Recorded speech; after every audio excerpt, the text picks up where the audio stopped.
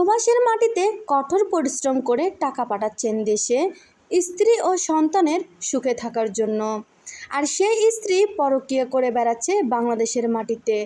ঘটনাটি ঘটল চাঁপাইনগর সদর উপজেলা ইউনিয়নে কলেজপাড়া তাদের গ্রাম। এই গ্রামে নির্মম ঘটনা দেখে দেশবাসী সবাই অবাক।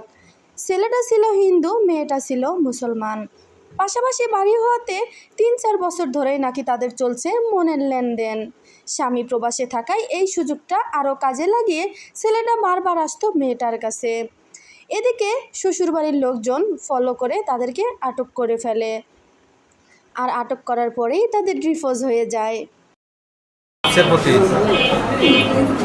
তালাকে তাফিজের মাধ্যমে আমাদের বিবাহ বন্ধন ছিন্ন করিলাম। হিন্দু ছেলেটি মেলার মোড় বাড়ি কার্তিক সরকারের ছোট ছেলে। ডিভোর্সের পর মেয়েটিকে সাথে নিয়ে যায় তাদের বাড়িতে। আনন্দ উৎসব ও আনুষ্ঠানিকভাবে মেয়েটিকে বিয়ে করবে বলে জানান ছেলের বাবা।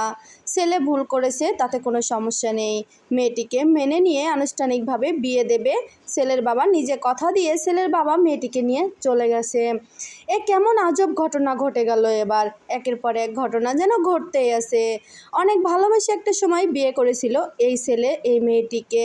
ছেলেটি প্রবাসে যাওয়ার পরে এরকম একটি চাঞ্চল্যকর ঘটনা ঘটে গেল। এই ঘটনা দেখে পুরা বিশ্ববাসী অবাক হয়ে গেল।